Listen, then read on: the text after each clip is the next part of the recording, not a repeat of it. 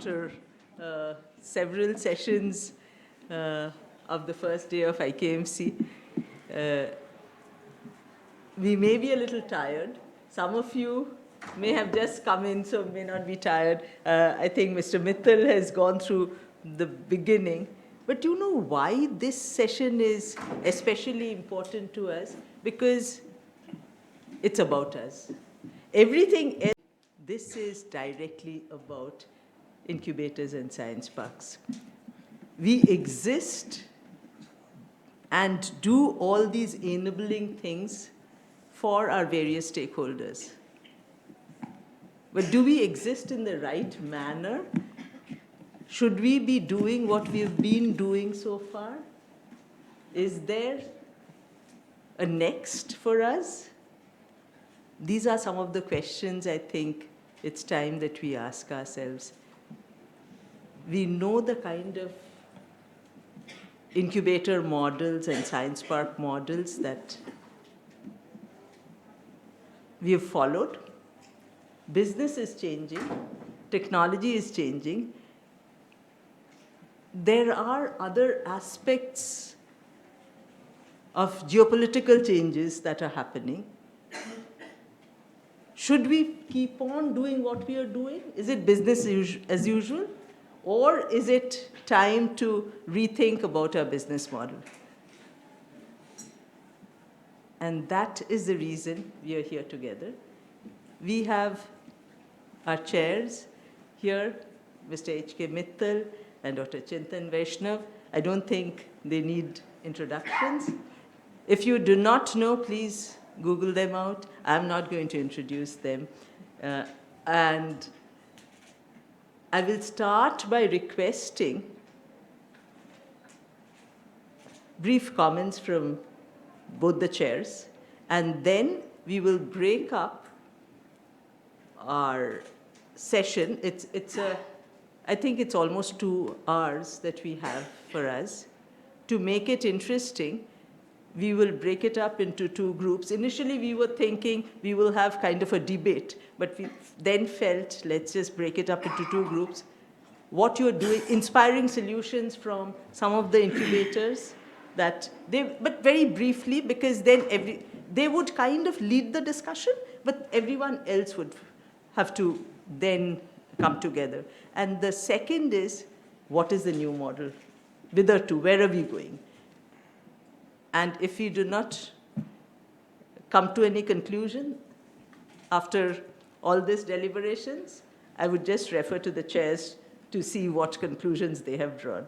And Mr. Mittal has a brief talk at the end of what his dream about incubate, because he kind of started all this and what his dream is. Are we in the right track?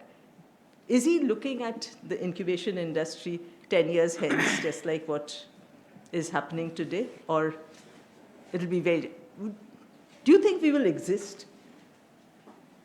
Is it an industry, and will this industry completely be changed and morphed, or do we exist? So these are some of the questions that bothers me.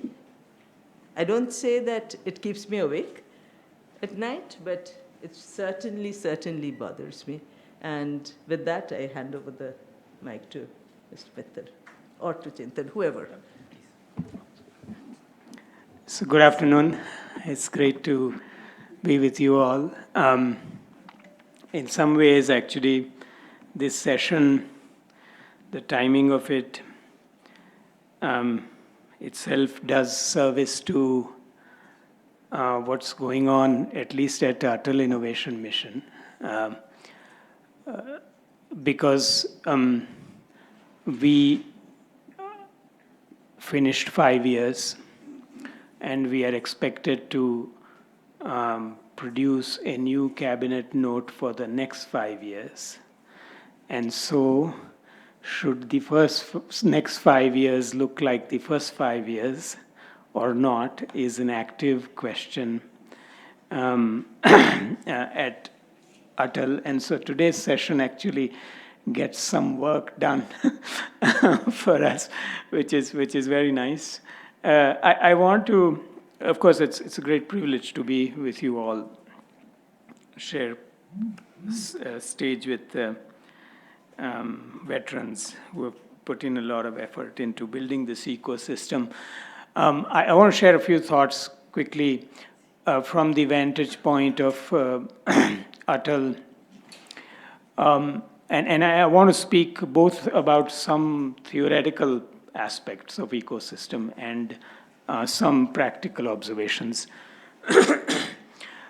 Theory, because my own PhD work at MIT was on socio-technical systems, which is very systems-oriented theory work. So there are some observations from there which may be useful to us. And then practice in terms of just what the state of the system looks like from our day-to-day dealings. So the first thing that I see is that the word ecosystem, for example, gets thrown around in many contexts, but it doesn't get defined often. So here's one definition, just so that we can maybe be on the same page, or maybe we can disagree, or whatever it is.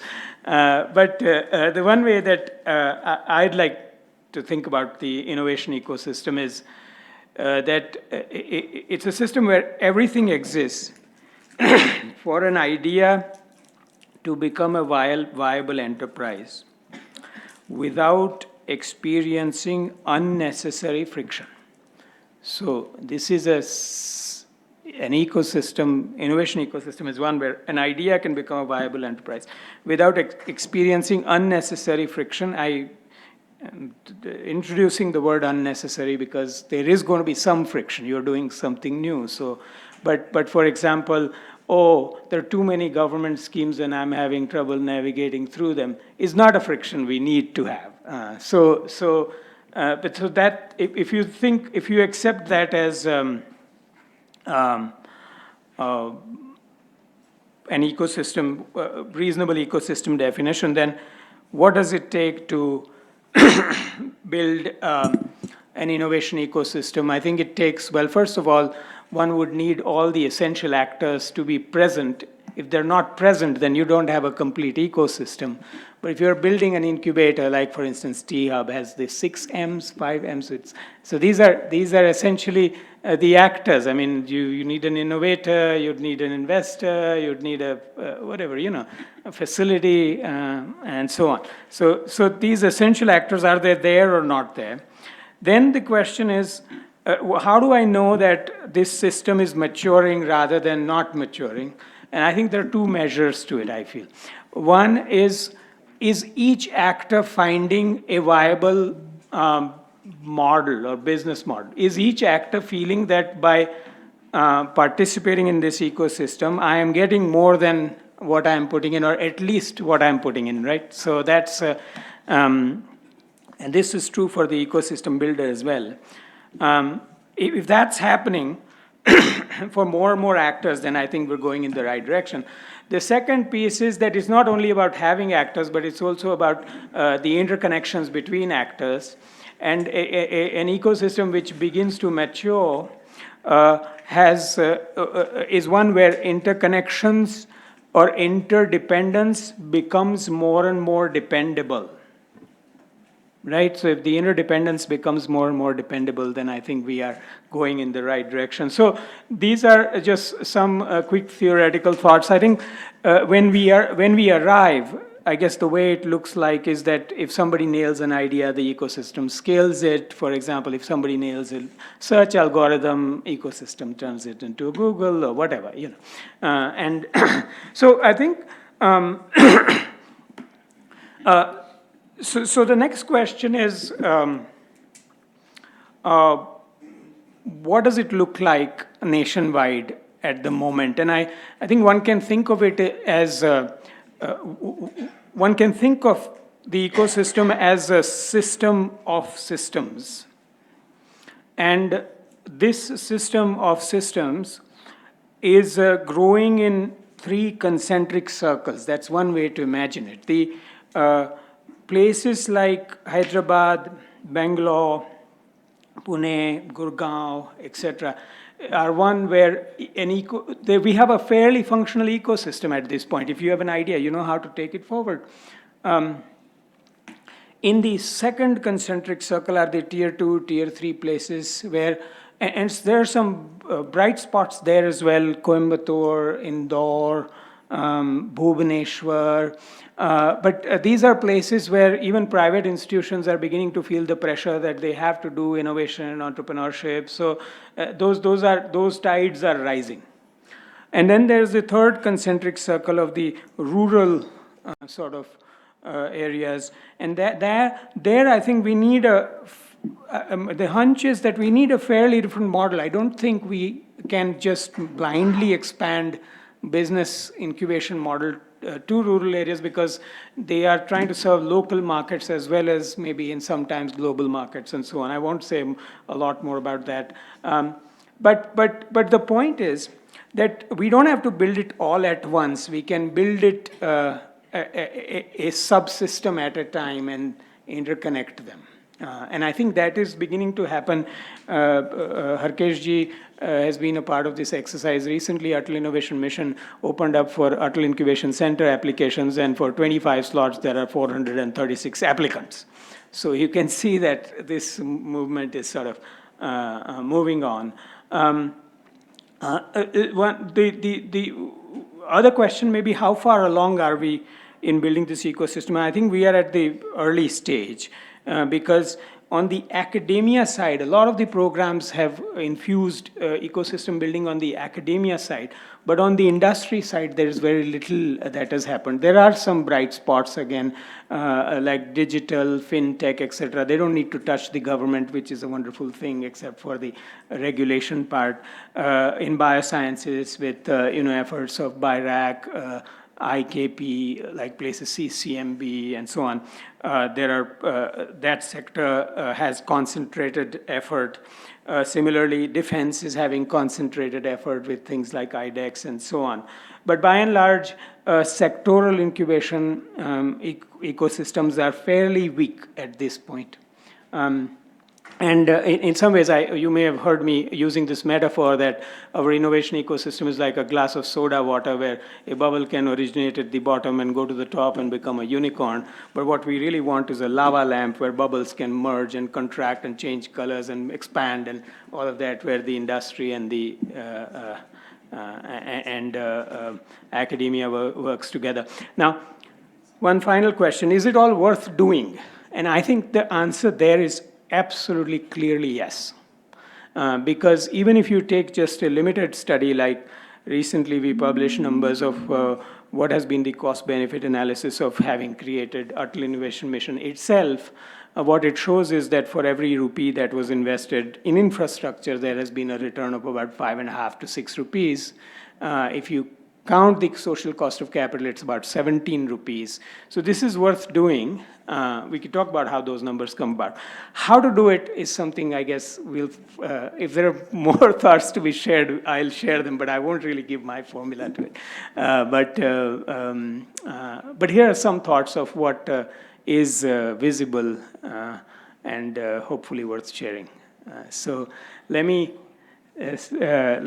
stop my comments here and see if Harkeshji wants to add at this point later.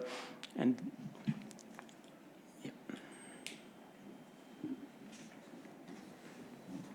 Thank you, Dr. Chintan. Those were really very insightful thoughts, and especially bringing us to a common platform of the ecosystem. And at this stage, I would only say that the incubators certainly have played their role. In fact, when we started with this vision, we have done much better than that what was originally even conceived of. Today, everybody, not only in the government sector, private sector, everybody is talking about incubators. We have also grown, like what the data was presented in the morning session about the biotech industry. We have also grown like that. The numbers have grown. The support has grown.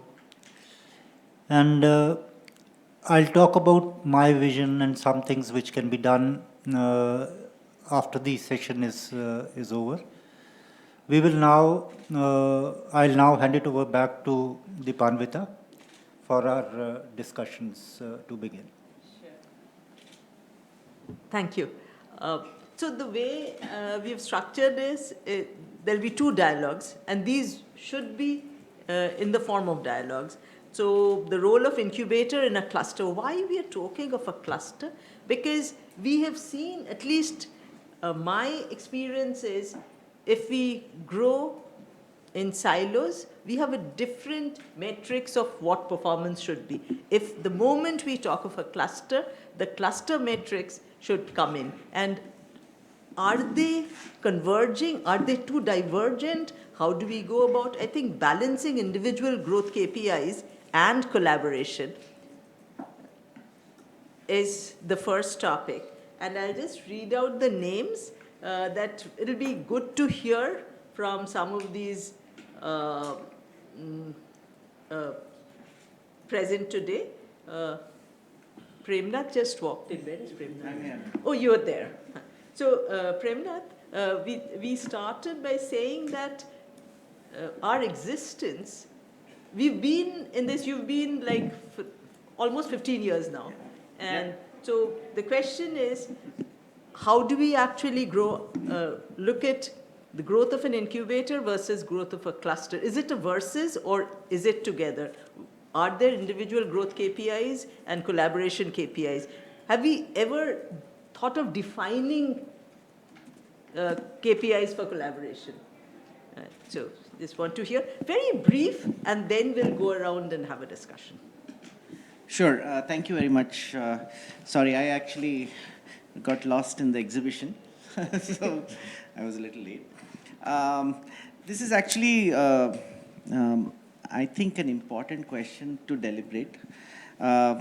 First of all, when you look at incubation itself, one of the things to remember is, especially in domains such as ours, which is science and technology-based incubation, the ecosystem requirements are very diverse. Also, the density or the richness of the ecosystem that you need is far higher than many other situations that you might encounter. So, you know, I don't think there's any option for us than to look at a cluster approach, right? There is no, I mean, if we look at it as a very narrow approach of one organization, I don't think we'll do very well. Many examples of this. We are seeing a lot of our companies, for example, just now I was talking to Ram over there, Srinivas over there, which is that companies, you know, there is an ecosystem play where different people are participating at different places along the chain, right? And there are different dimensions also. Somebody is catering to certain aspects of the incubation process, somebody else is catering to some other process. So I don't think we have much of a choice in terms of thinking of it as a standalone incubator. But there are a few things I just wanted to point out. We must also keep in mind that many of our institutions are actually in the business of creating public goods, right? These are not private goods. These are not exclusionary, right? And I think we should be very clear about that. If I'm a private incubator, which is a for-profit incubator, I can imagine some of those considerations. But many of us are probably not for-profits. And when you look at that, I think we must keep that in mind when we are considering what we are trying to achieve out here. And what is the end result? And does an approach which is sort of trying to keep, look at only your own KPIs, is it really going to help overall or not? The other issue to consider also is the fact that there are many diverse themes. There are many diverse thrust areas, right? We might be interested in 3 thrust areas or 4 thrust areas. We might be interested in a certain theme, like, for example, IP-driven startups and so on and so forth. Somebody else is looking at it from a different angle. Whereas the startup per se doesn't care whether, that theme is relevant. They'll go wherever it, they get aspects of that or parts of that ecosystem. So I don't think it is healthy. We should build on our own strengths. And I think of a cluster with multiple incubators having certain strength areas where they build unique strength and capabilities, which are, there should be some excellence that is being built in, pillars of excellence out there, which people can draw upon, rather than everybody trying to be mediocre and everybody trying to do everything. That doesn't help. So I think I'll stop here with that. So while I thought these are just views, but two things I want to mention that for-profit, non-profits also have KPIs. It's just not for-profits would have KPIs. Because it's about performance indicators. Yeah. Your performance need not be profit-driven performance. And in any case, after 5 years, Mr. Mittal will not give us grants. Not Mr. Mittal, but NSTEDB will not give us money. So we have to be profitable. How we use it? So we'll not get into that discussion. I just wanted, because some incubators are here quite new incubators. Maybe they've just crossed 5 years or have not crossed 5 years as yet. No, I agree with you. I meant it only in the context of excluding others. It doesn't have to be exclusively one incubator, only in that context. Can I request Dr. Madhusudhana Madhu from AIC-CCMB incubation? Yeah. Obviously, the cluster is essential for the next growth that's given. One of the things, like we just finished 5 years, and then one of the KPIs that we have is sustainability at the end of 5 years. So we were kind of myopic in that. In the sense, we were looking at only that to begin with to reach that outcome, right? But that is, in fact, within the first couple of years, we realized that that's achievable. Sustainability is still not 100%, but one can manage that. But the more important thing is, each incubator, when you see, at least in the Hyderabad incubators, each one has its own character, depending upon where they come from, what is their background, the supporting host institute. So they are definitely complementary. In fact, it is very important that the different incubators share their playbooks and their capacities, capabilities, infrastructure, so that the cluster can be much better, structured, so that it will be much more effective, which hasn't happened yet. But I think Rich is trying to put some effort towards that to bring in all the, the ecosystem partners into this, and then come up with a more effective one. I think clusters are very important for taking it to the next level, because certain things we have, but I know that BioNest has in University of Hyderabad certain other things which can complement. So I think the earlier we do a cluster approach of incubators in Hyderabad, I think we will be best benefited. I'll just jump to Puran. Dr. Puran Singh from IIT Mandi, because we are talking of Hyderabad, Pune, which are much more developed clusters. Can we also look at something that you're doing at IIT I think amongst all, Himachal Pradesh would be the most sort of new region in terms of incubation activity. We completed 6 years this year in terms of incubation. The state government has had a policy since 2017. There are about 10-11 incubators. There is some activity happening, but probably this is the most underdeveloped region in terms of incubation ecosystem, and a lot more effort needs to be put in. I think I agree. What we have seen in the last few years is we have to play to regional strengths.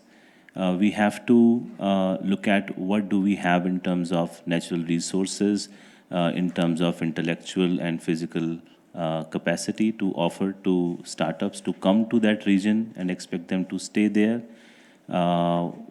We figured that, market-ready startups are not the ones who are going to be liking to be staying in such regions. Rather, they would be in an NCR or at Bangalore or Mumbai.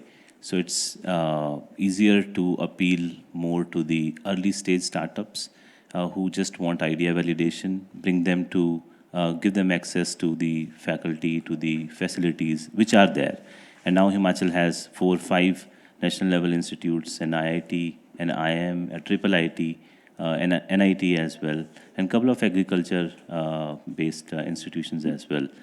So I think playing to regional strengths, tourism, agriculture, landslides management, natural resources management, environment sustainability, that is something that the regional development sort of lens has to look at, one.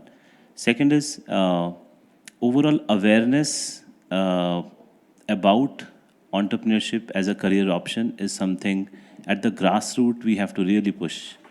School level, college level, the students have to be oriented towards this. As you move farther from north, you will see in general people are sharper, smarter and so on. But in those regions, rural areas, you don't have that much exposure to technology, to even education and so on. There is basic literacy. Himachal is probably amongst the most literate states based on statistics, but then intent to start a venture is probably something that has to be looked at the grassroots level. So awareness at the very, very grassroots level is something that needs to be built upon, and the ecosystem, third. As Dr. Chintan rightly said, there are several players, actors that have to be there. In terms of incubators, they are there, but capacity needs to be built. In terms of investors, there is interest. We've been able to bring some people there, but locally, do we have an angels network? No. Do we have people frequenting into the state to look for startups? No, that's not happening. Government, third actor, are they interested?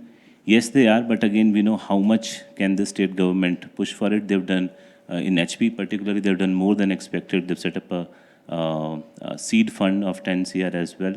But the basic understanding of what does an ecosystem require, that a lot more could be done with that. And then several other sort of players in the ecosystem need to come in. And industry is something which we lack in that area.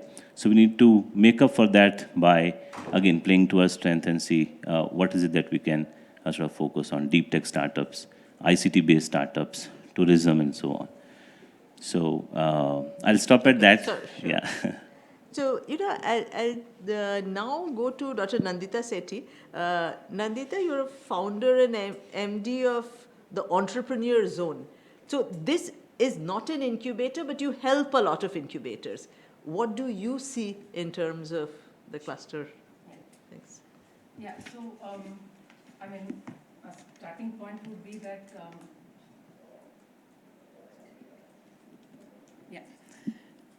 so what I have observed is that a lot of incubators, and we were just talking about it, they have the wherewithal to, take the research, the innovation, and build on it to a certain stage.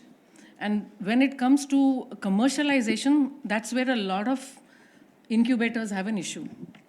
So the partnership with a lot of accelerators and other players in the ecosystem would really help this innovation to take it to the market. But coming to specifically to cluster approach, I'm just trying to add a few things from where Mr. Premnath left off. That what is observed is that in all these clusters, it's almost like every incubator is doing all the activities. So that's where I feel, without looking at the incubators, and once we start looking at the cluster and its growth, there would be a lot of things that you can divide the work between the incubators. For example, there's a lot of vertical integration in this global value chain. If the incubators can look at this vertical integration and different steps in this vertical integration, and probably specialize each incubator in one of this part of the innovation cycle, that would really add value to the cluster. And the other thing would be horizontal integration. Players in the cluster are sometimes small players, and they need that critical mass to really reach a level. So if incubators can become this horizontal integrators for the cluster, that would again add value to the growth of the cluster. Finally, I think they can become pools for talent, skill, and the incubators can finally, if they work in a cluster for the cluster, they can actually reduce a lot of cost for the cluster in terms of production and things like that. So I think what is required is coming together, partnerships amongst the incubators overall in the larger interest of creating and developing the cluster. I think that's where I'll stop. I, of course, have a lot of points in this, but first let's hear everyone out and then I'll talk about it. Can I now go to an agriculture incubator, Dr. Kalpana Shastri from MD of Ag Hub Foundation, Hyderabad. Kalpana? Thanks, Deepanwita. I am speaking on behalf of Ag Hub, which is in the State Agriculture University. And in terms of life or anything, it's a very recent one. We just started in 2020. But I come to this table with the experience of another incubator, which was under the DST grant through the hands of Dr. Mittal himself at AIDEA. So it's a combined experience I'm trying to bring. When we were in AIDEA, we focused more on we just started the whole thing, and we ran the first Agri-Food Accelerator program in a collaborative mode with IIM Ahmedabad. The reason being, we thought we were recent entrants and we need to build those partnerships. So it's gone there. But when I have come into the PGTSU, the entire model is a little different model. The experience which we have in deep tech and ag tech continues to be there, for which we have already started our program. And the starting point right here, we have Ajit sir here. We started, the government and Rich together had actually scouted about 100 odd agri-tech startups, which was the starting material for me to start a new program called Agri Innovation Pilots, which was a platform for validation of some of the agri-tech technologies at the real farm situation for a season. And it turned out to be a good model because that helps them to upscale and learn lessons by interacting with the stakeholders. So that was a good collaboration. The next I thought is students in agriculture are not much into the startup ecosystem. We hardly have any entrepreneurs emerging from this system. And that is the challenge. So we do a lot of programs in the entire. We are lucky we are in Hyderabad. We are very lucky that we have very good existing collaborations. Whether you call them cluster or partnership, my way of looking is if there is a purpose and there is a strength in someone with some partner, I think we should take on. Having said that, our other model is a hub and spoke model. The hub is in Hyderabad, but we have 3 rural spokes. And these are emerging in 3 different areas in the state. That is definitely a new challenge. Something I don't think many people have tried, and we are trying at 2-tier. So the type of KPIs for them there will be completely different, because my incubators include community enterprises. I have FPOs which are learning. We have taken lessons from TRICS, which is emerging. But we realize that it's a completely new, model. In all these, we have partnerships at every different, we have with AP Mass on one hand and T-Hub or TSIC with one hand. Now the government, TSIC does a program called INTINTI Innovation. It's a very good launch pad for me because they are going across the districts to locate innovations at the rural scale, and I partner with them to take them to the next level. And yesterday we had our bootstrap, pitch competition. We had so many of these rural innovators pitching for bootstrap grants. That gives a lot of, of course it's a strength, but it's a new model which is emerging. What I'm trying to say is KPIs for those sort of things will be completely different, and the existing KPIs add on. I think in the KPIs, Deepanwita, if we can add incubator performance in terms of partnerships is also going to be an important, crucial thing.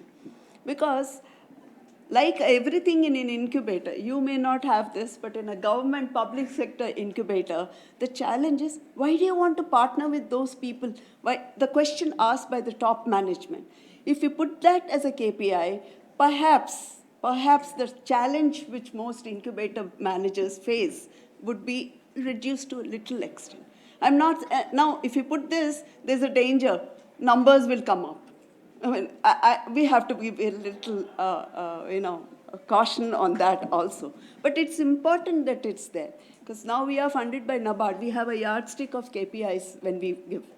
We do that. Number of farmers reached, number of stakeholders, that's okay. Number of, amount of employment in rural areas, all these come. But partnerships are vital now. Yeah. Technology is transdisciplinary, ma'am. That's Yes. an important thing which has a lesson for me. So I partner with IKP. I also partner with T-Hub. That's the thing. Thank you. I'll stop Thanks, here. Kalpana, because you are actually exploring very different kinds of models because of your focus in agriculture. Let me go to Muthu, Dr. Muthu Singaram. HTIC MedTech Incubator is a very specialized incubator. If you could talk of, and I know you are very active in cluster promotion. So how do you manage both that and the clusters? It will be good to hear.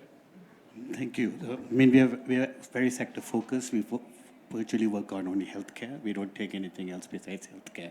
So I think at the start there was a concern because whether we'll be able to get startups even in Chennai, for example. But today we have startups coming from all over the place. We have actively 91 startups engaged in the center. And I think the three things which I always say, and you've heard me say this many times, we need to collaborate, we need to compete as well. If we don't compete, then we're all going to be sitting on somebody else. And the third thing is to appreciate each other's good work. So I think this is three things which is required. And just now when Chintan was talking about Tier 1, Tier 2, Tier 3, so the cluster maybe could be formed in such a manner that the more sort of established incubators could be given 2 or 3 from Tier 2, and then the Tier 2, Tier 3 can have 2 or 3 from the rural area. It could be like network marketing. So everybody's focus would be different. So one of the things I think we could do is, especially in rural areas, they wouldn't have marketing facility. So as they develop the products, they can move on to the next level of incubator. So we could have level 1, level 2, level 3, whatever, alpha, beta, gamma, whatever. I mean, the naming is just immaterial. So as they get bigger, it's going to be difficult to work out of a rural place. However, saying that, whenever they're trying to look for a solution, it would be cheaper to be in the rural setting or a Tier 2 instead of Hyderabad or Bombay or whatever. So I think we need to form the clusters in those ways. And I think another 3 areas where we should look at, co-incubation is probably a very, very crucial area we need to look at. Secondly, I think we need to share strengths. Most of us are trying to make partnerships without actually offering anything. We are always looking to take. So I think we need to be able to give, and then others will come. For example, I have now convinced HTIC faculty in charge, Mohan, to even say in his speeches that all equipment we have at HTIC is open to all incubators. I mean, it's taken some time because he will say not all equipment is from a certain grant. It's from various grants we have. Now, we have a whole lot of equipment which the other incubators in Tamil Nadu don't have. So we let them use it if they want to. It's perfectly okay, because my final comment would be, it's all about India. It's not about each individual area. So I think that is why I started this, by opening the doors. Whoever wants to come, they can come and use it. And then, of course, his concern is always, how will we manage to run it? But that, I think, is always works, because people who are watching us, they try to help us because they say they're actually doing something, like BIRAC, DST, Atal incubation. They always look at us and say, especially BIRAC keeps saying, oh, we know what y'all are doing, so we keep they help us somehow, right? So yeah. I stopped there, but I think that's very, very crucial for us to think of it as, end of the day, it's for India, it's not for each one of us as an incubator, and we're just passing through. Anyway, so that's... Thank you. Thank you, Muthu. So Divya, Dr. Divya Rajput, can I have your input? You're from JSS STEP Noida, the only one, if I call Noida as NCR and take it into Delhi, the only incubator here representing Delhi. Right, so as some of you would know Delhi NCR has given 26 of the unicorns. Incidentally, none of them have come from any incubator. So between IIT Delhi, DTU, and SUIT put together, there are 26 unicorns, not from the incubator. So we are still a little, little low on collaboration, but that's where the opportunity is. I firmly believe in, the power of clusters because that's what we are known for. I mean, with excellence and quality, like most of you have said, that's what we are known for, and that's where the startups will come forward. Does require a lot of, capital, does require infrastructure, does require that kind of talent to be there, which again, is there. Dr. Muthu just mentioned about co-incubation. So we are actually working on developing the regional, Delhi NCR hub. And we are working on a co-incubation policy. We are also looking at, how we can pool resources, financial resources to support some of the deep tech and, especially those where initial seed investment is higher than what is available. And also, look at how established incubators can actually mentor early stage incubators to create a sustainable business model. So that's where at least I can say that, trying to work in our own humble manner, but I'm sure, in times to come, we'll have some more success stories to share. Thank you. Thanks.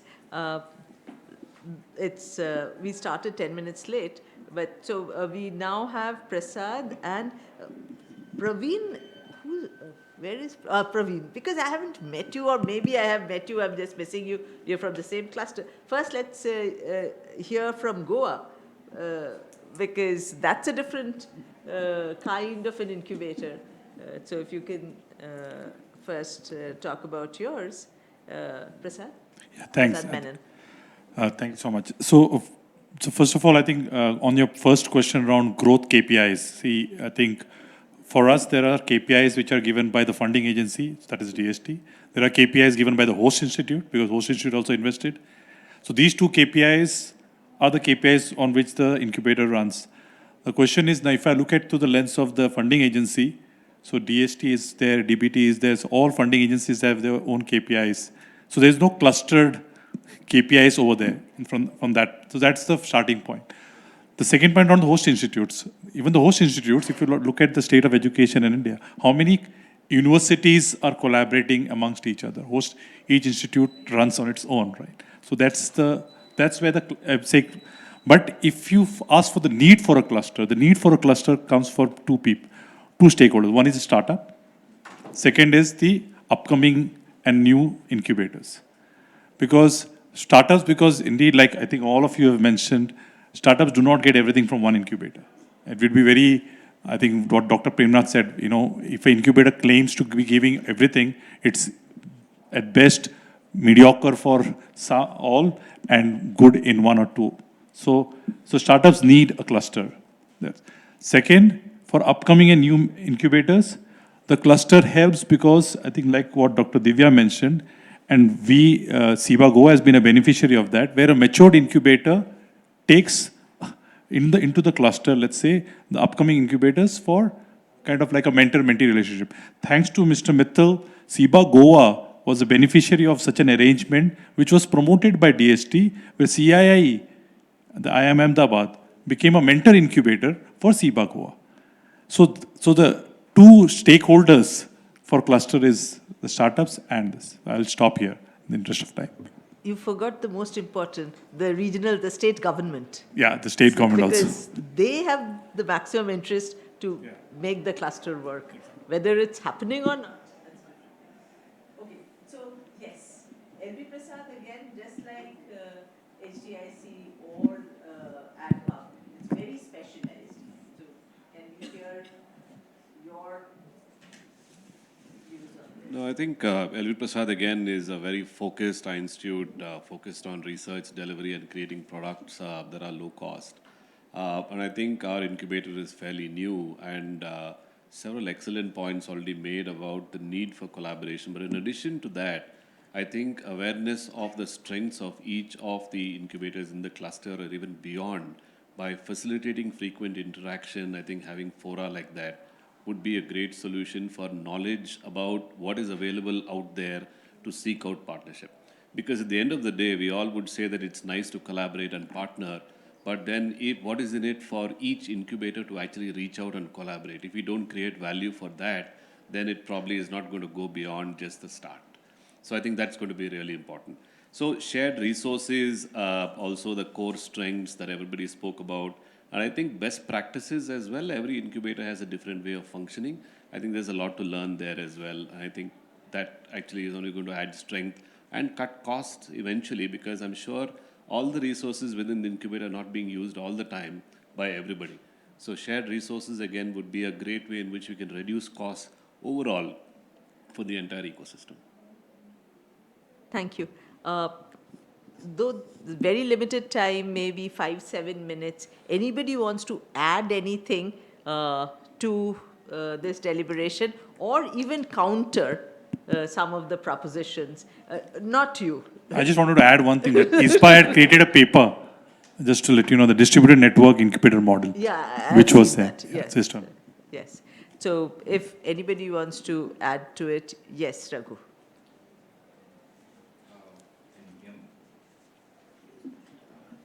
Yeah. Raghu represents the ISC Art Park, Science Park. Yeah. So I want to slightly challenge the regional cluster model. I just wanted that. Okay. Because try as you might, right? You're not going to make every place a Hyderabad or a Bangalore. Try as you might not even make,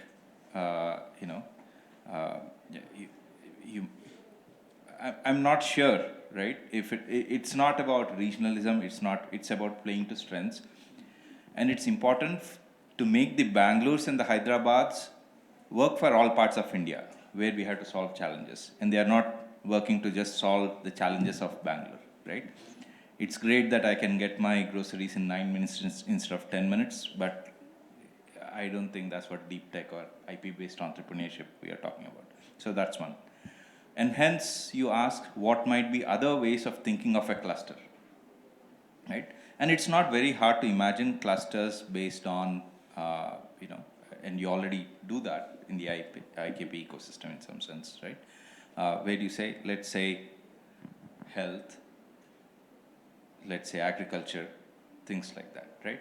So there's no reason that an entrepreneur out of IIT Mandi should not be solving a challenge that might not be of Himachal Pradesh, right? Ultimately, there are two things all entrepreneurship is trying to accomplish when they are down, right?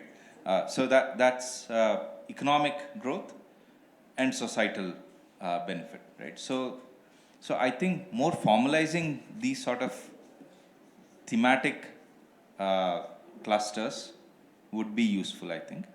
Second thing is, Chintan called out an important one. An ecosystem is where you are able to take an idea to a sustainable, a viable enterprise with least amount of friction, without the unnecessary frictions anyway, right?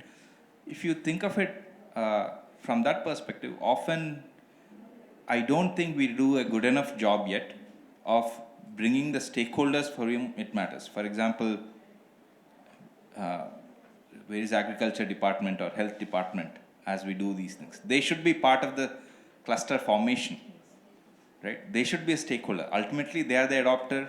They have to pay for innovation. We all have done pilots that are successful but haven't gone anywhere, right? These are a couple of things I wanted to just put on the table. So we can come to that, but this is about, so what happens, and my take is, I have to become profitable. So I have to earn my living, so to say.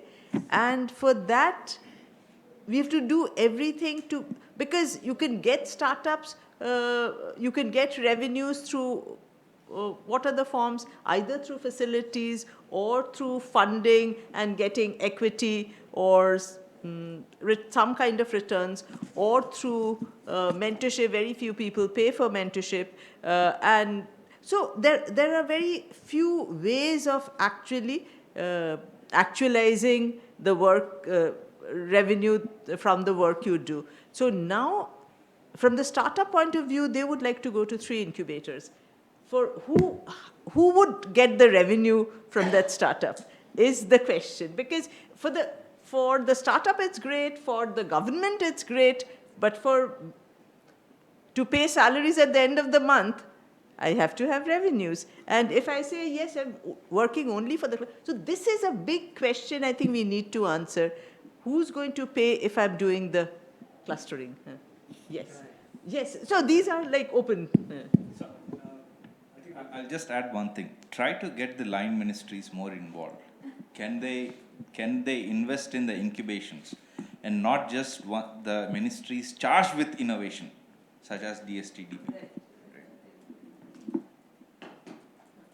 So it's quite interesting, right? I hope I don't need a mic. I'll speak louder. So there is one there. Oh, okay. The Yeah. mic is only for the recording to be good. Okay. So my guess is just the approach of a cluster where there's just going to be incubators, and I see a preponderance of folks with technology backgrounds. It's just one piece in the entire puzzle. Yeah. At the end of the day, all of us, I think most of us here are non-profits, and the intent, like you mentioned, is for social good and to get technologies and science solutions commercialized, right? DST, DBT by RAC are just doing one component of getting some ideas into some shape and form, but that's not going to form any cluster, right? The government can do some, can incorporate it at scale at best, can form policy, but if the private sector is not involved in the cluster, if they are not part of any of these engagements, most of these ideas are stillborn, right? So frankly, if you're looking at the cluster's health in my mind, or even an incubator's health, I don't think it's about unicorns. Say unicorns is some paper value created by some investor, God knows on what assumptions, right? It's a pipe dream for someone else. It means nothing in the local ecosystem, means nothing for population, nothing for India. Yeah. So then what are we looking at as a cluster? What are we looking at as sustainability? The fact is an incubator cannot be self-sustainable as long as you're a non-profit, as long as you're running on grants from the government. You're going to run with a donor, and a donor is going to have a bunch of KPIs. Let's look at it as a tender, right? You're laying a road, the road's got to get certain specifications. Same way a donor gives us a grant, there are certain specifications, right? It could be social impact metrics, it could be number of technologies supported, it could be whatever, what have you. But if the cluster was focused on saying, how are we getting value chains fixed? How many private players are engaged? How many pilots have started, right? Is there a sandbox running? If a startup cannot succeed, can the innovation be licensed out? Right? If you're looking at it from the problem backwards, it is fantastic, the kind of solutions you're sitting in those booths. 99% are not going to see the light of day anywhere. Yeah, they're going to bounce from one incubator to another, running after 125 lakh grant or 50 lakh grant, and we'll keep remaining on imports. Right? All of us will count these incubators. We'll count as saying one more startup to the count, but we'll continue to import. Right? And it's not about Swiggy doing 9 minute to 10 minute and saying I'm a unicorn means nothing to India. Sorry, can I? Yeah, sure. So I think, and I'll restrict to what Premnath originally started with, which is the public good incubators for the moment. And I think Dr. Chintan already has given that if he's getting 17 rupees return for every rupee he has invested, we have actually, found a fantastic. Problem is, instead of looking at our viability of the entire national ecosystem, if the national ecosystem is profitable, then at least significant part of each subsystem is profitable. We can then go to state level ecosystems, although I completely agree with Raghu. I mean, today's day and date, especially with digital going all, the state doesn't matter, but let's take state level. A state level ecosystem is also possible for us to evaluate its impact, and therefore the government must just look at, if this is the kind of return I'm getting on this, I'm probably getting the best possible return of any government scheme anywhere on anything. Why? Now the question is, there could be a few freeloaders in that ecosystem that, I may not be pulling my weight. And we need to figure out what are the metrics. Peer review, for example, is one metric. Asking the actual startups how. So that's one aspect. The second thing is, I think, again, for a public good, this thing, we are completely ignoring the social good in our evaluation, which really makes my blood boil, I mean, we are taking the same metric of unicorn equivalent, how much financial return did you get? No. If our agriculture startups change the life of 10 lakh farmers, to me, that's a unicorn. And we have no basis of it. I deal with public health, agriculture, and sustainability, all of which are public benefits. And therefore, if financial benefits, if you only look at financial benefits, you should be scrapping this and creating a big disservice. So we need to now incorporate social benefits in some way or the other. We are trying to do it in this thing. The other thing is, I'll just take a minute, because what did we do when we started? By the way, I just realized that I'm, with founding of 6 incubators in this city alone. But when we started T-Hub, the idea was T-Hub was to be the mother of all incubators in the state. But 8 years ago, there were practically none. So we initially started by making T-Hub itself an incubator and get it going. But now, and MSR can talk about it, T-Hub's role is missing. But coming to Rich, when we started it, we realized that there were many incubators, all of which were duplicating. So we stood back and said, what are the gaps in this ecosystem? So one was regulation, especially in life sciences. Many people didn't understand regulation. We said, let's focus on regulation. The second was lack of equipment. So we went around to all the research institutions and said, please give your equipment to our startups to use. The third was validation. So we incorporated 18 hospitals, and in life sciences and in agriculture, we work with PJTSAU and AgHub to actually validate on the ground, because these are not, any app which I can make. We are playing with people's lives, and we need to have strong validation. Then we scale up, and this is something we have not been able to do. Especially in life sciences, somebody has to, I can prepare a molecule, but I have to now manufacture, 1 lakh capsules every day. That's a completely different capability. So many of our startups in life sciences especially are dying in TRL level 5-6. Taking them from 5-6 to 9 is a gap today in the ecosystem, which I have not yet figured out how to figure, but I think the last thing I would say is that, we must also create, and we discussed this a little earlier, an alumni network of all the startups. We are not fully leveraging the learnings, the capabilities of our startups in the ecosystem. And that again is a cluster role. As a cluster, we must encourage, so that, because the more mature startups will help the younger startups, etc., etc., etc. So there are many things we can do. And I just wanted to, we have probably jumped to dialogue 2 already. Because we were just talking of role of incubators in a cluster, not what the cluster will be doing. Because you are representing Ajit, the government, in a sense. And here we are talking of these entities. I wish. I know. I'm on a rich board also. I know the problems. But, Rich would have a different interest for the cluster to develop.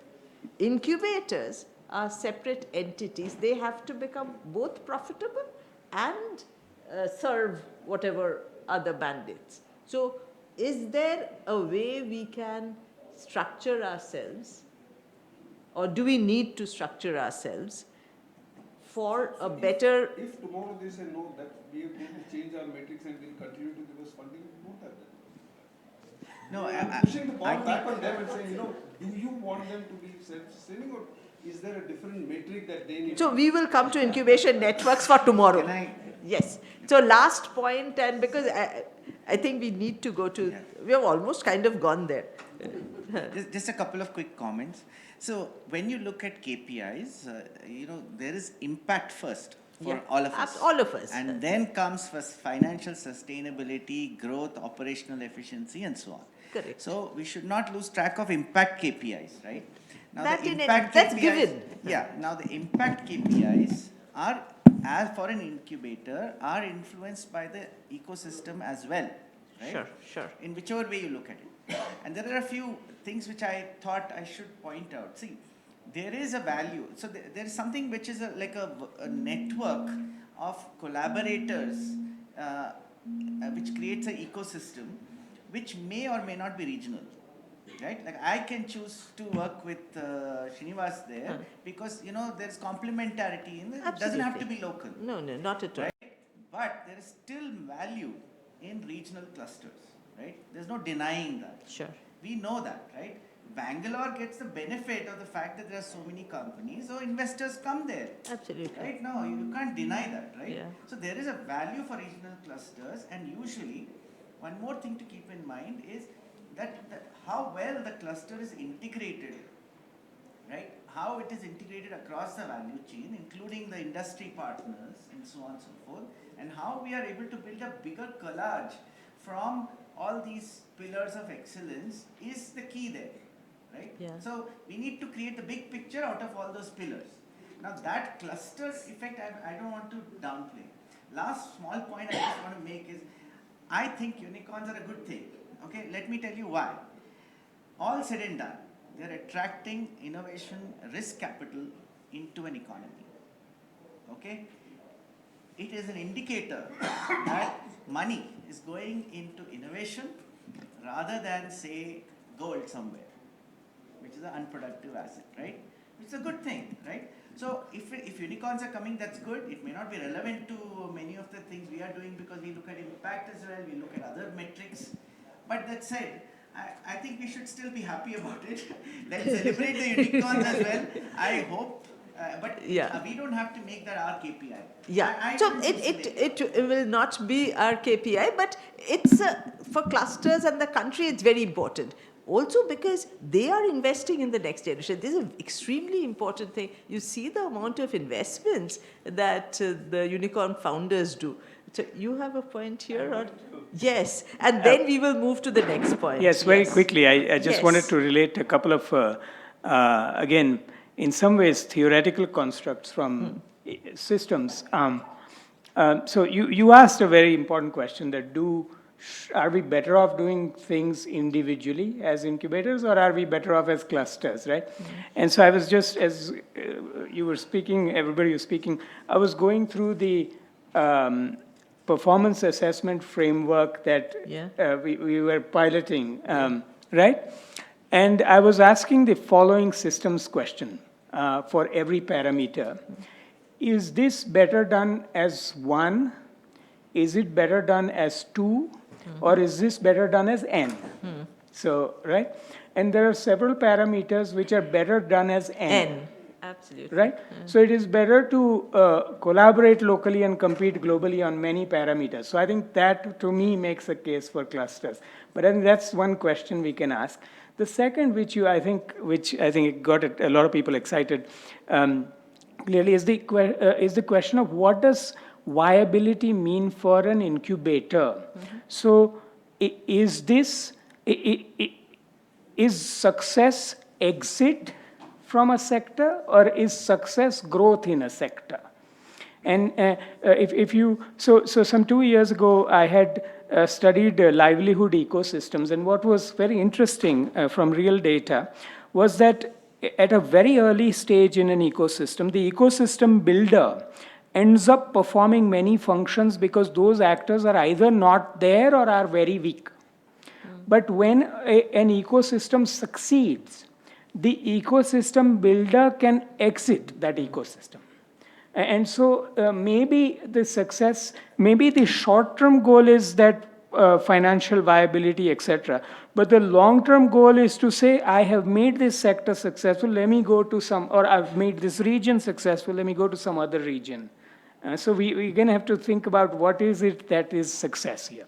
So very important 2 points. One is the BOT model, build, operate, transfer, and so handover. The other is, if I go to DST or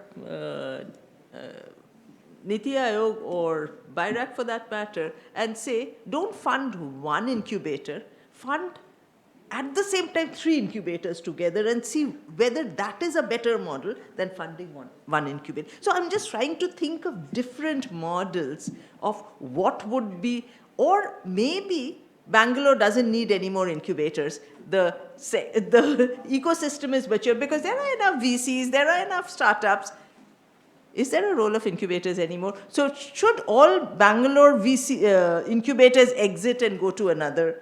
So I'm just asking questions because we need to ask ourselves questions. When do we plateau?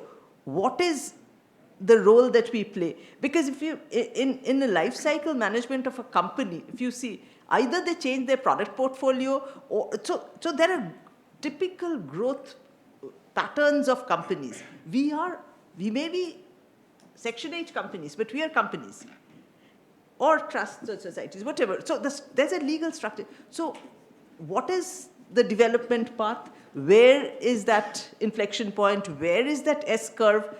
Where do we hit it? Whoever hits it, what does that person, what is the role of a mature incubator versus a growth incubator versus a starting incubator? I am asking these questions because if we don't ask ourselves, we will not be able to say what we have contributed as an industry. And I think incubator is an industry. Incubation and science parks is an industry. If it is so, we will not be able to, because we'll say, and this is a revelation for me I'm the treasurer of the International Association of Science Parks, where we have 65 country members. So they were saying Malaga Tech Park. Malaga is not it is in Spain, not Barcelona, not Madrid, a smaller. The CEO of the Malaga Tech Park is saying 20% of the state GDP comes from the companies in my tech park. We have not been able to make these kind of statements. So, and there they work very closely with the government to ensure that, so where do we see ourselves in the next 5 years, 10 years? So the question now is, will there be, the startups are changing. Their business models are changing. Startups, do they need space anymore? Is space, facility is important, equipment is important. Is physical space as important as it? So if I look what a startup needs, first is probably funding, second is probably mentorship, third is facility. When we started 15 years back, and or almost 18 years back, I remember meeting Mr. Mittal. So then it was facility. Everything was dominated by facility, facility. So now, after 5 years, is facility the most important thing? What would be the dominant structure of an incubator? And growth incubators are different, mature incubators are different, starting incubators are different. How do we actually ask ourselves these questions? So incubation frameworks for tomorrow, do we jump to that point? Okay, so here I have put a few names. If any, and should I just read out names, or whoever wants to talk about it can raise their hands? I've just put like Srinivas Rao, which is MSR. MSR, do you want to start with this point? Because we are not talking anymore of T-Hub. We are talking of incubators for tomorrow. Is T-Hub going to be T-Hub 5.0 or 3.0, whatever? Because it's a new model. Probably it'll be. So I think fabulous discussion. So I'll just try and add some value to it. So first, I think is, I think I'll pick up with, Raghu, So I think fundamentally it has to be profit with purpose, right? And I think every entity has to be built on a foundation of sustainability. And one element of sustainability is financial sustainability, right? You have to figure out, you can only serve your stakeholders if you, are around in the long run. So that's the first point. I think the second point, I think somebody made a point, and I just want to kind of reiterate that. When you get into a partnership, right, it's always have to sit back and think about what is it that I'm giving and what is it that I'm taking.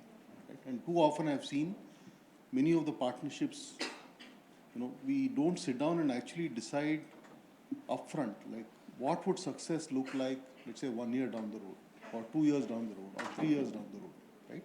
And those metrics could be quantifiable and also qualitative. I don't think we spend enough time when we get into a partnership to define that. Now coming back, and I want to also go back to the ecosystem part, and I think points were made, but when you think about an ecosystem, right, let's just step back and think about who are the key components of the ecosystem. So first is obviously the entrepreneurs. That's one. The second thing, and I think Professor Ajit made that point, which is how do you leverage successful entrepreneurs? So that's one piece which I think is missing. The second is, I think, industry linkages, right? So one is entrepreneurs, second is alumni, third is industry linkages, fourth is industry bodies. So let's say, for example, CII or ASSOCHAM or NASSCOM or whoever. Fifth is funding entities, right? Which is both grant, venture, debt, whatever. Then, of course, academic entities. So one of the things when you're thinking about, we talked about clusters and all of that, I think there's another piece which I think is missing in my mind, is the media. Because clearly, right, the whole thing around, role models and, the visibility they bring, I think the media has a huge role to play. And based on many of the conversations I've had, I think we don't engage as much as we should with the media. I'm not saying, puff pieces and all of that, but I think there's a lot of value both in creating aspiration and creating exposure and visibility for the entities we are trying to support. So to come back to the question about incubators, what we've tried to do at T-Hub, and it's a very, you might even call it a very simplistic framework, but one of the challenges, I've been in the role for a year, one of the challenges I had, and I've been an entrepreneur twice over. So the question I used to always ask myself was, where is it that we can make a tangible impact on our stakeholders, right? So for example, we put together, I think Dr. Chintan referred to it. It's a very simplistic framework, may not stand academic rigor, but I'll share it. So we call it 6 M's and 2 P's. So what do we do for our startups, right?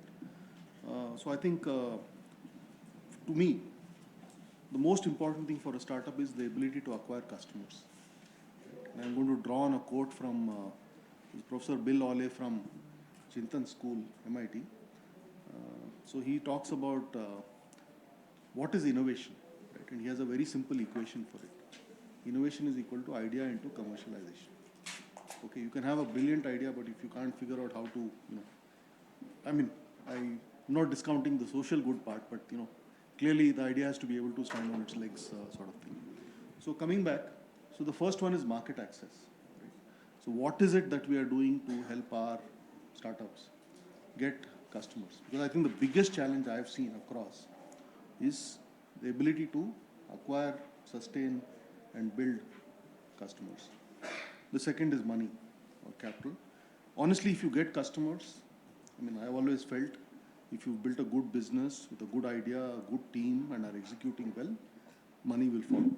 Right? And I'll just go back to the point you made.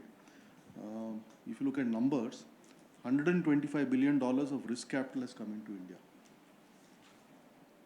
okay, which was not thinkable if you go back even a decade ago. So, I mean, Zepto may not be a great idea, I agree with you, but there is somebody who's putting in money, right? For example. So one is money, one is markets, second is money, third is mentoring, which we all know. The fourth thing, which I have seen is a significant struggle now for many startups, and particularly the tech startups, because they are now competing for talent with the big boys, is about access to manpower. Right? talent, right? That's a big issue. And the fifth one is around this whole thing around motivation and mindset. Okay. And which is where I think this whole thing about communities, and this, I think somebody talked about this pay it forward, right?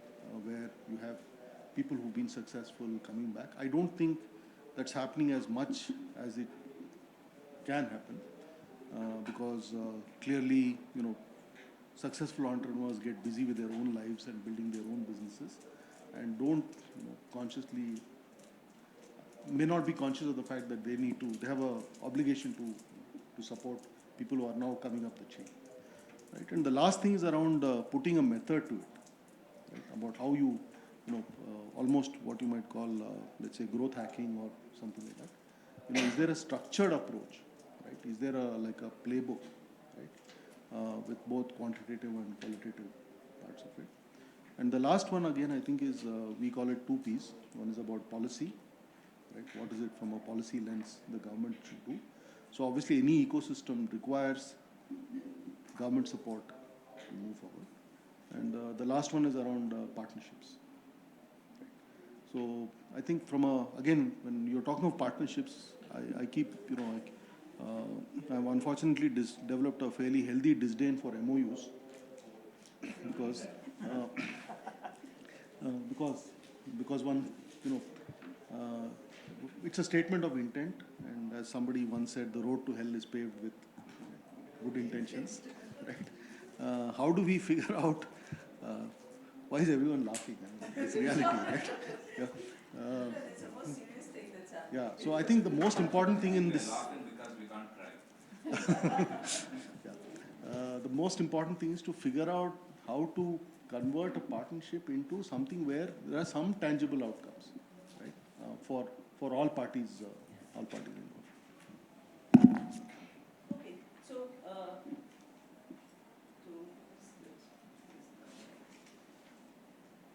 Ajit, have you used your time already?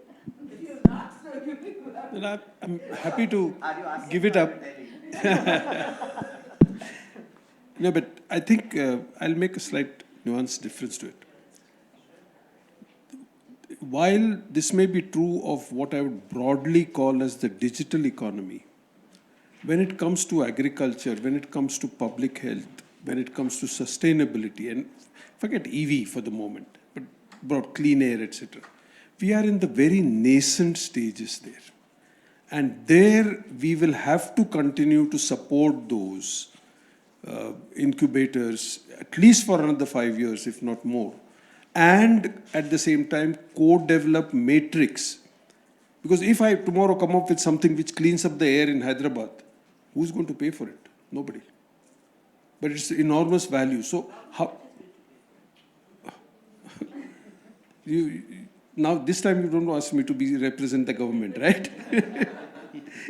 No, but the truth is nobody will pay for it.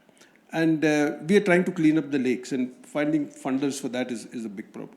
So I think we need to find newer matrix to justify for these kind of what I would call as social ventures. By the way, again in the state, we are doing a lot in the rural. And again, there is a lot of community good that happens. But trying to capture value out of it is so difficult.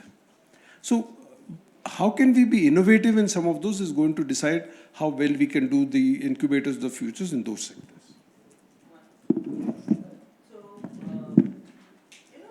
Vijay, because we're talking of government, he is the CEO of IT Investments Government of Telangana. So we have to catch that.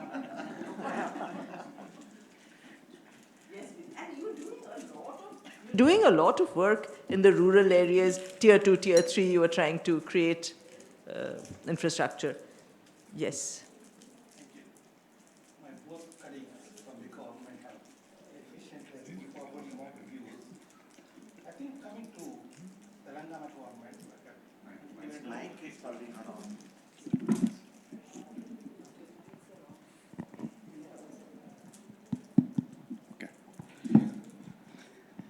Coming to what we have done is we took a strategic view and say, as some of the social impact that can be caused, Right now, only Hyderabad, Bangalore, some of the big cities are getting developed. And we took a view that we should be able to take this IT and the prosperity across Telangana, every nook and corner. We decided on establishing 12 different IT hubs. And once we put them there, and also we are putting innovation there, TSIC there, we are working with MSR to put T-Hub there in each of those 12 zones. So all of these enterprising ideas that come through can get required level of support. We are putting tasks there to put the trained people available there. So one example that I would give you, Ajit, recently myself and Rashida went and spoke with the general community in Khammam. We have an IT hub there. There are 19 companies operating out of Khammam. So most of the time when I went there, I used to talk to those companies to see how things are going, how is the attrition levels, delivery SLAs. But this time I went and met with the local community, the builders, the hoteliers, and the construction guys. And they are saying, they are talking about the multiplier effect. Sir, the guys are here. They are coming to our restaurants. They are going to the movies. They are buying clothes. They are buying apartments. They are buying bicycles, motorbikes and cars. So this prosperity is spreading. Same dollar or same rupee that you are giving is going around 7 hands. So it is contributing significantly to the local communities. Same is the story with Karimnagar. Warangal is much bigger city. There we would not be able to assess the impact that well. But I think there is a significant amount of value where the prosperity spreads. That's one. Second, going to tier 2 and putting the innovation there. There's one small company in Karimnagar came up with mobile solution. Now 12,000 panchayats in Telangana are using that solution from that Karimnagar. So some of these things we need to give them some lending hand, some guidance, some mentorship, some money, and also market access is one of the things that where government is saying these are go and study the today's problems. Government is trying to do whether the distribution of the rice or whichever the ones. All of these social problems, if you come up with a disintermediation or take out certain steps out of the process, make things easier for the people to access those services, we will be definitely willing to support. Like without any calling any bids, there are situations we have given those contracts to those providers so they can provide their value. Small contracts, let them prove the value and then we can scale it up. And very similarly, through the digitization of the services, now 83% of the services that the people go to can be accessed by their phone. They don't have to go to the offices. So those are the kind of things that we are looking for. And going to tier 2, tier 3 is a very important charter, and also taking innovation and taking all these incubators, putting them there and connecting there. And we are taking TOY and all these other guys also there and providing the access. That's what we are doing. Thank you. Because we are running short of time, we have 15 minutes in all. We have 10 minutes to hear Mr. Mittal. In 5 minutes, people who have not talked at all, expressed their views at all. One is Rashida Edenwala, is the Vice President of TIE. Love to hear because we were talking of associations. And Satya, of course. Ajit is here. Satya, you have to see. Ajit is here. How can I miss Satya, Ajit? Yes, Rashida and then Satya, then Mr. Mittal. So, TIE, as you know, is not an incubator. It's a very different organization. I mean, basically, like what you said, is the successful entrepreneurs who've come together to give back to the society. Yeah. And that's what we have been talking about, that how do we get successful entrepreneurs to be able to help the others, the upcoming startups. And that's what exactly TIE does. And we are not an incubator. We are not, giving any, so our mantra is to foster entrepreneurship by collaborating. So that's exactly what we do. And we are trying to look at these successful entrepreneurs who are giving honorary services and trying to basically mentor startups or even invest as angel investors in these startups. That's what, so we have an angel investment network, which is there, which they invest in startups.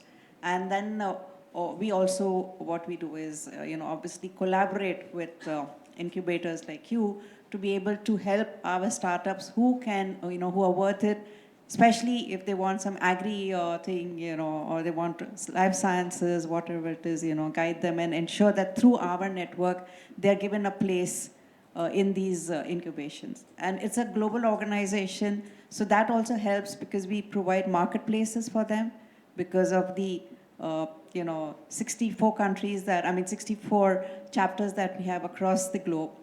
So this is basically what this organization, so I think collaboration is the way ahead. That's the only way. And future is in making sure that the successful entrepreneurs come together and give back to the society. And I think TIE has successfully has done this. It's since 1992. I think they have really grown well, and there has been a lot of impact which has been created by TIE.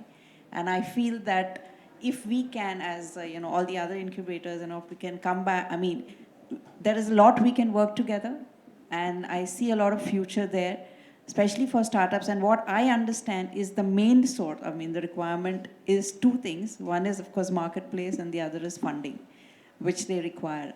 And I also feel that though they have been incubated at various startups, they still lack the understanding of how to go commercial, or how do you, really scale up. So that is something which we have found, and that is what they come here to understand, and especially get that expertise from the entrepreneurs who have been successful and who really scaled up well. So these are certain things, and this can only happen, as rightly said, that everything cannot be provided by one institution. You have to collaborate, and that is the future which I see. So that's my take. Thank you. Thanks. Satya? Brief, succinct. Brief, succinct. I think sitting between these three and him and Muthu and Premnath, whatever has been said. There is really, I was going down the list. He said mindset, he said TRL 5-6 and multiple values of death.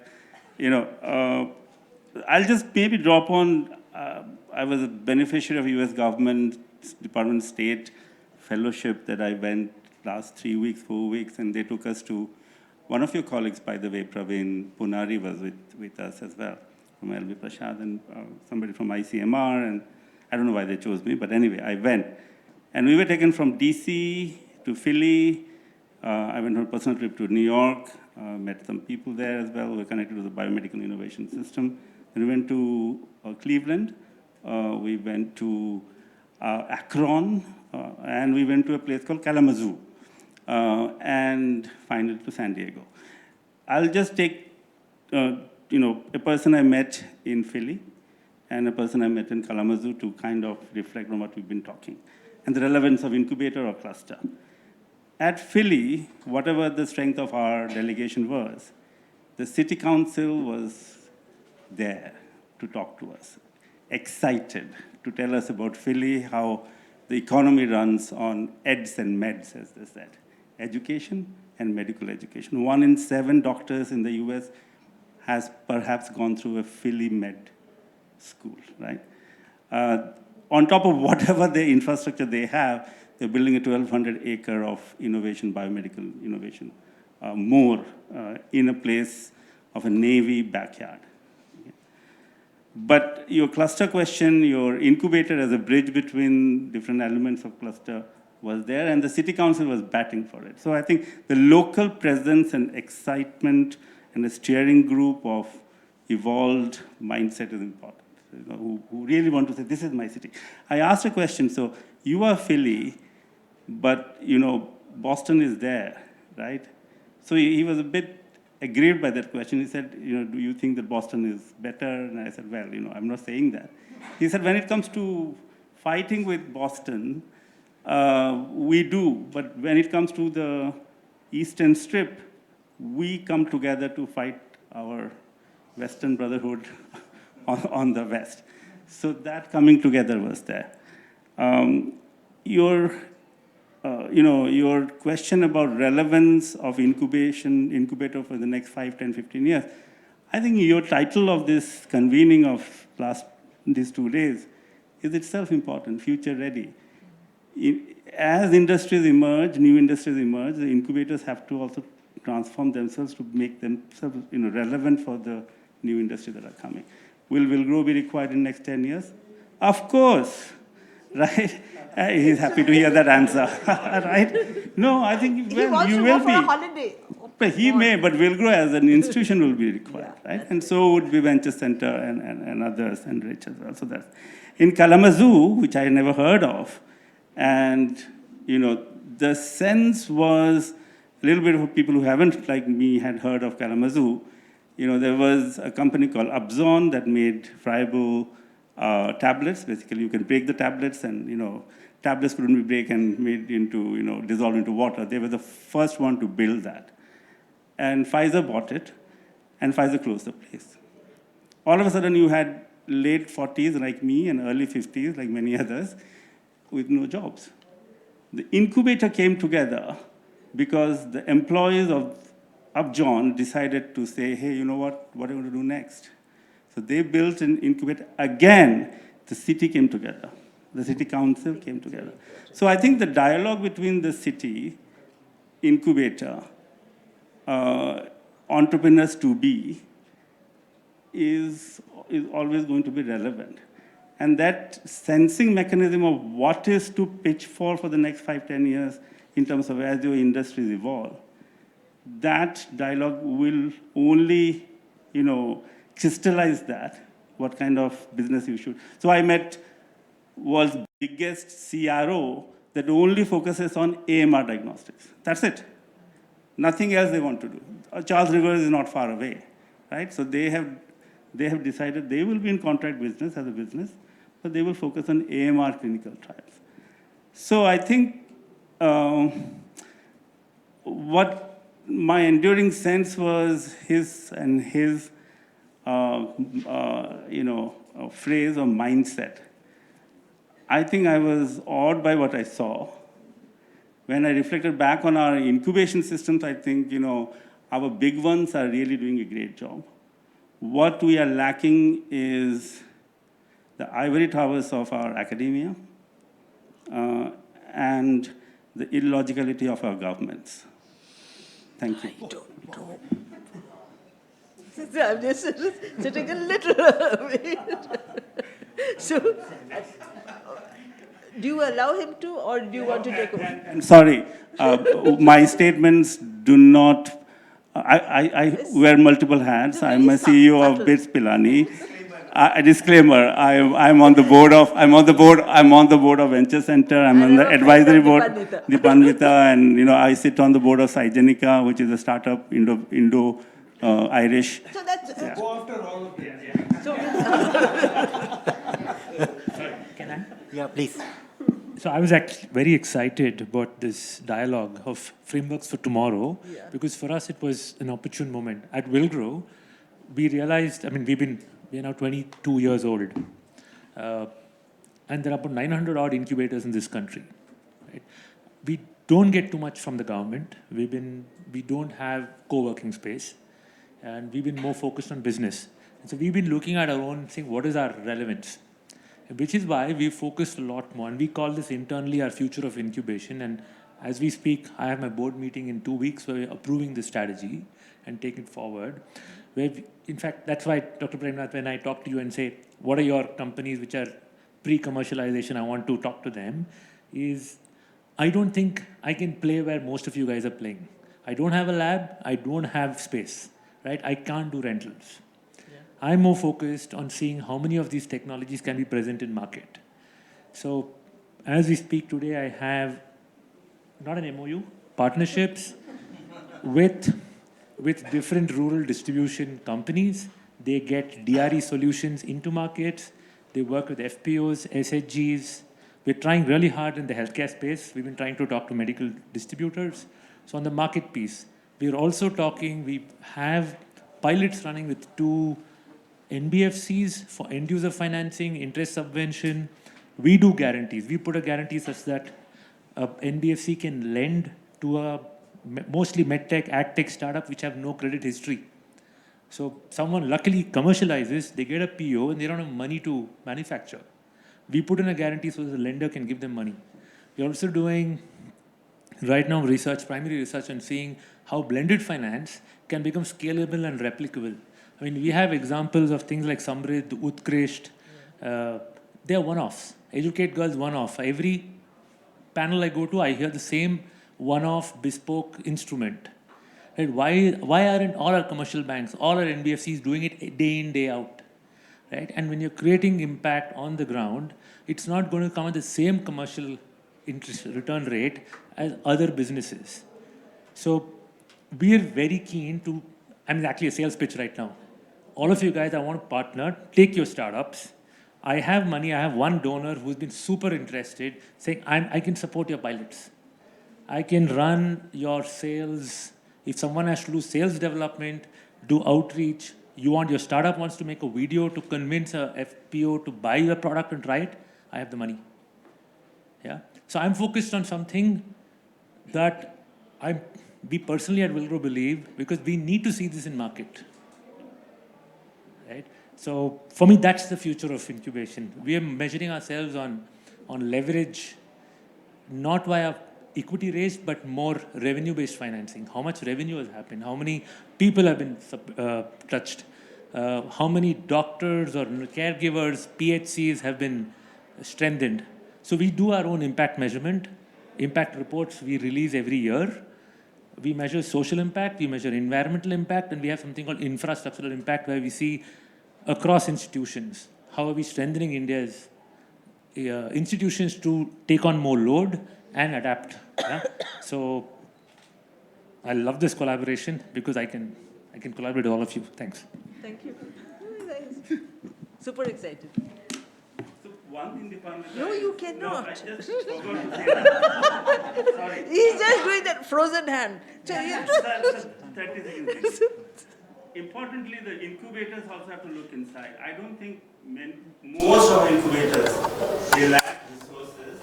They lack mindsets of incubation manager who have probably seen a little bit of commercialization journey. So how are they going to help startups? Because the manager doesn't know how to take a product. No, so is the way forward that the incubators need to actually now focus more on business incubation rather than, TDI is technology business incubation. That's where Mr. Mittal will start. Sir, at the age of 46, I worked full-time with the startup when I was in Berlin. And he just told me that nahi Bayrak mein main kuch sikha, nahi Bayrak bahar kuch sikha. Right? Only when I worked, I realized, my goodness, there's so many issues that I didn't know. And none of the incubation manager has ever worked in any startup. I can guarantee that. I have a startup. That is the future of it. And you have very wrong statement. That's a wrong statement. So you are very minor. नहीं है, फर्क है, हिंदी है.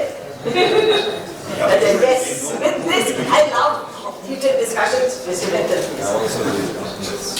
Well, first of all, thank you, Deepanwita. This would be my 7th or 8th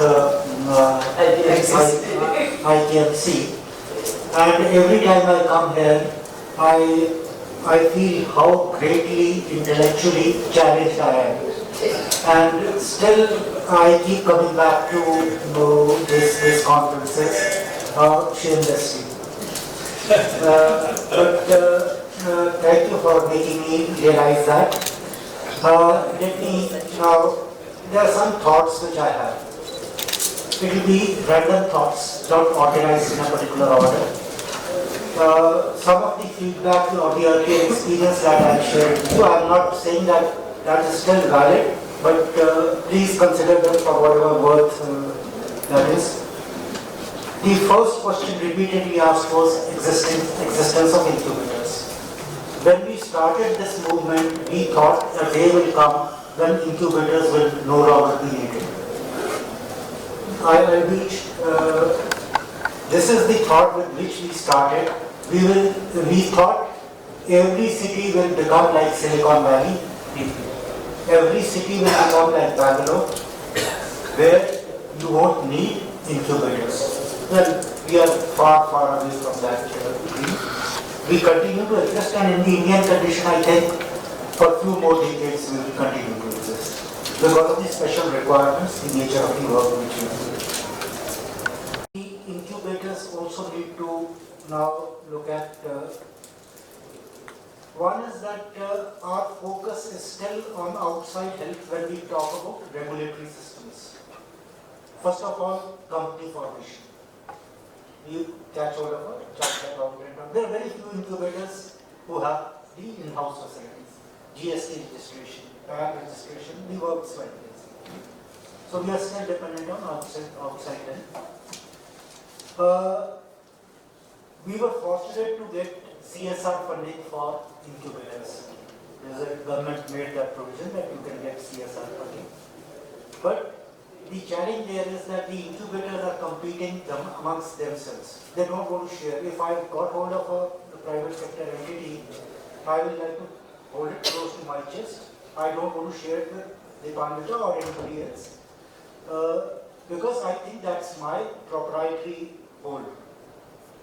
Fair enough, we are all also competing, but if as a collective you can approach that agency or that corporate, possibly the chances of getting that are a little higher. Now, while this was mainly, I would call, the initiative of ISBA and DST, the CSR funding, but we have not done any efforts on the offset part of it. Huge money. Huge money. What part of it? Offsets. Offsets. These are in the defense supplies. I think something upwards of 50,000 crores is lying there in that period. Then, coming to solo versus clusters. The past experience tells us that the cluster approach in the incubators have rarely worked. Has not worked at all. It is a wishful thinking. We even tried to support a mentor incubator, like Prasad gave that example of Ahmedabad supporting SIBA Goa. We had even made a provision to pay for Ahmedabad's mentorship in that sanction order. There were 2 or 3 more cases. But what we observed was that the mentee incubator does not want to be mentored. They don't want to disclose information to the mentor itself. This was a very strange observation. They initially wanted a mentor institute. Uske saath bhi de do, paisa de do. That was the first consideration. But that's not worked so far. I'm not saying it will not work in future. Now, there is another thought which we were discussing before me, Ajit and Subodh, we were discussing outside over a cup of coffee.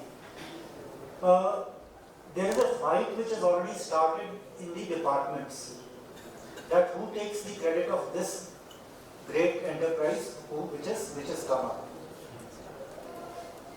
Now, while DST, DBT, Atal Innovation Mission, they were doing their own thing, suddenly Startup India comes up. With everything of startup to be now handled by them. I'm not saying I'm part of, as a chairman of the Startup India Seed Fund Committee, I'm not playing the role of institution, but the point is that suddenly you feel that it's not your baby. Somebody else has taken over your baby, which you nurtured for 30 years. Now it's the adult, when the baby has reached the adulthood, you now find that it's no longer your baby. These things happen not only to you, these things also happen to the government departments. So that's, and somebody was saying that I wish I was a government servant. I'll tell you a story in the end. Now, another example, there's a beautiful scheme, DST is just, I think the proposal is just closed. SATI. SATI is a scheme which DST. They give you something around 60-70 crores and you have to contribute, I think for private institutions it is 20 or 25 crores which you have to contribute. 5 institutions have to contribute. 5 institutions. Now, these are research institutions, incubators, and all these put together. I have seen people very this is very uncharacteristic of institutions coming together. Everybody and anybody whom they can get a letter from that, yes, we will be part of this partnership and become partners. What kind of partnership that would be is a question that we. Well, there was another point which was raised about whether we should work towards the local area problems or the national or the global problems. While the wishful thinking is that we should all work towards global problems. But practically, first serve the area where you are located. Your state government will support you. See, we have not been even able to satisfy our academic hosts. Academic hosts. See, I am part of you. When I am criticizing myself. So take it in that spirit. I'll give you a concrete example. CI, IIM Ahmedabad, they had to create a separate logo for themselves because IIM Ahmedabad said, "नहीं हमारा logo मत लगाओ." This was the situation. When they did well, they said, "हमारा logo कहाँ है यहाँ?" This is the change in mindset which you bring through your performance. Now, this is what I am saying is that please also work on getting your own students, getting your own researchers on board. It is important for your survival in the long run.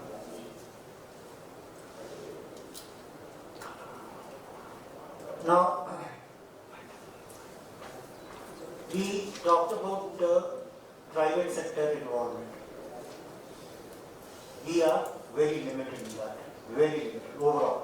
There are few incubators who have, we have not used the capacity of the incubator. Initially, we did some partnerships at the national level, like Intel, Lockheed Martin, Boeing, but very few incubators got the advantage of that. Can we do it at a larger scale? I think this is where we must form clusters and then make bigger projects. They have deep pockets. Let's make use of those arrangements. Now, we have talked about government से पैसा नहीं आता, private sector से नहीं आता, CSR का, all that we have talked about. Have we valued our own services? The services which you provide to the clients, have you valued that? Now, can we self-sustainable? एक education institution में the large part comes from the fees. Now, our business model somewhere needs to be corrected. We need to value our services. Now, people have started asking me questions. You just Startup India seed fund, you give only 5%. Today only there's a lady here from your team. She asked me, 5% तो हमारा काम नहीं होगा.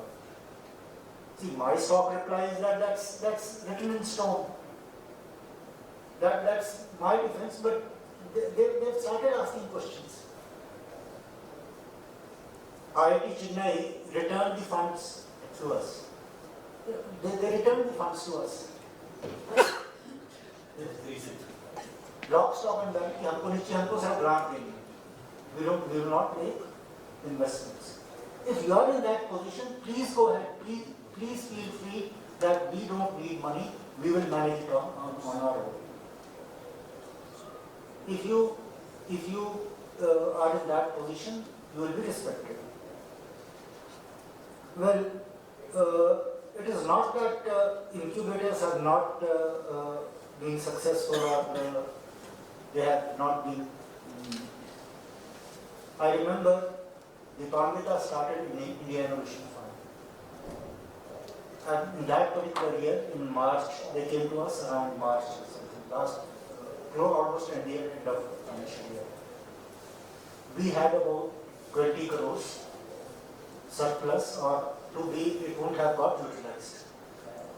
So they came up with a proposal of about 25 CR, 24, 25. So we sanctioned 24 crores. They ultimately took only 17 crores.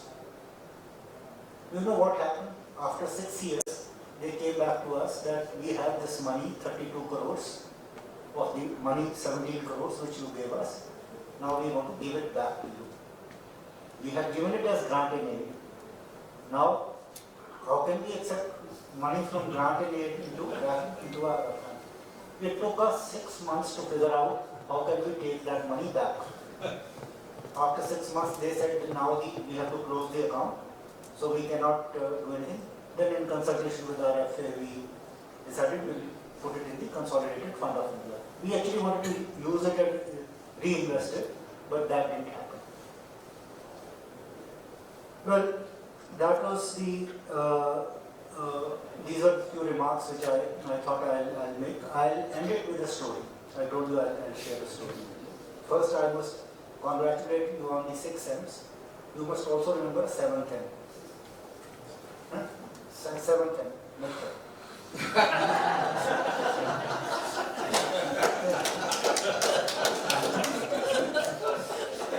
All right. Now the story. I'm just reading the 7M principle. Good. So, let me tell you the story. I retired from the government about 2 years ago. So, first few months I thought I'll take rest, do nothing. So, I was sitting at home. Premnath, I think, was already listening to the story. So, no, please go ahead. So, first few days went okay. Then I was generally bothering my wife. This is not really right. This is so she also got a little sick and tired. She said, why don't you go out and find some work for yourself? So I said, I'm a retired government man who I have no skills. What will people do? Who will offer me a job? So in her frustration, she used to go to the temple in the morning. So she went to the pujari, कैसे ऐसे मेरे custom करते हैं, उनके लिए कोई काम है हम मंदिर से. So he said there is no work here, but wait in Uncle Sugar, or I hope all of you understand me. Yes. So wait in Uncle Sugar. She said okay. She almost held my hand and took me to the temple and introduced me to the pujari there.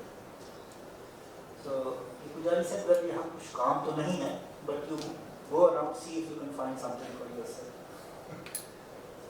So I went around, saw this one place where people had to remove their shoes before they entered the temple. So I thought, yes, this is the opportunity, this is the place where, so I prepared a board in Hindi, कृपया जूते यहाँ उतारें, please take off your shoes here. And then I asked for a chair. As a retired government, chair is something which is very important. So I found it, under that sign I placed a chair. And people would come, they would remove their shoes, go inside. One day one fellow came. So he said, I am not wearing any shoes, so what should I do? He said, go home, wear shoes, come back. He came back. After he put his shoes there, he again asked me, should I go in? I said, no, you wait here. So this Sharif Tapjara, he sat down. In the meantime, some people were coming and going. Some with shoes, they would remove, some without shoes, they would go straight. So everything was happening. This fellow was getting angry. He said, this fellow came without shoes. You didn't ask him to go home. This fellow removed his shoes and then went in. Why did you stop me? So I said, did you observe one thing? Did any of those people ask me? See, there's a basic rule. You should go inside the temple without the shoes. Now, if you ask the government, they will always say no. So follow the basic rule, follow the basic principle, but don't ask too many questions of the government. So that's the moral of the story. Thank you very much.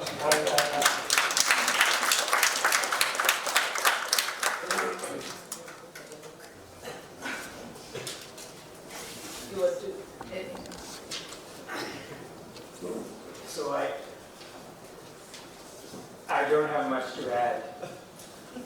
I just want to say that some of the things that I was hoping to validate in your comments did come across, and some new things came across. But the four pillars that seem to be, I mean, as coming into this conversation, our thinking has been that maybe we ought to start working around four pillars where there's some or the other success visible. I mean, one is, of course, on the input side, the work that has gone on in education ought to go on and ought to become deeper and, you know, deep tech, sectoral incubation, etc. But then there are some very interesting successes which may form some other pillars, like for instance, states ought to replicate what works. We don't need to do it from the center. So for instance, I won't be given money to keep doing what works, for instance. So it would be great to, we just launched a state innovation mission just to work with every state that wants to work with us to bring best practices across each other and from the center. So that's the second pillar that seems to become visible. The third one is there are some local chambers of commerce who are doing really excellent work. Those models would be great to replicate, where startups come in contact with local industry and or the sons and daughters of local industry spawn new startups, and whichever way it works. So that, I think, one would want to replicate. And the final thing, which has been a big battle, but at a sector level, if ministries can anchor sectors with some forms of platforms, I mean, the IDEX success is, despite all its, you know, one can criticize it in various ways also, but if we can do that in more sectors, I think we know how to do it. But we still are struggling to get a buy-in from ministries. So that's the fourth pillar. And I hadn't really thought of.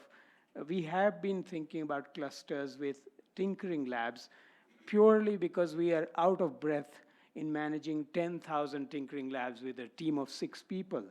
So clusters we have started to experiment with in Karnataka, starting with Mysore and so on.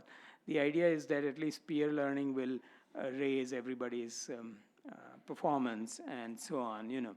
And this is for children. It should be owned by children, not by a policeman somewhere. But I hadn't thought about clusters very actively for incubators. So I think you've added that dimension to my arsenal. So in trying to make these arguments and get money for it. So thank you so much. So with this, I think we end this roundtable. I have a lot of takeaways. I hope all of you have. And so it's been a very long day for most of you. We were supposed to end at 6:45. It's past 7. So thank you very much. There from 7:30 for 45 minutes, there's instrumental music performance in the hall. And after that, of course, networking, dinner, drinks, whatever. So all are welcome. Please join. And for all the putting this together. Thank you so much.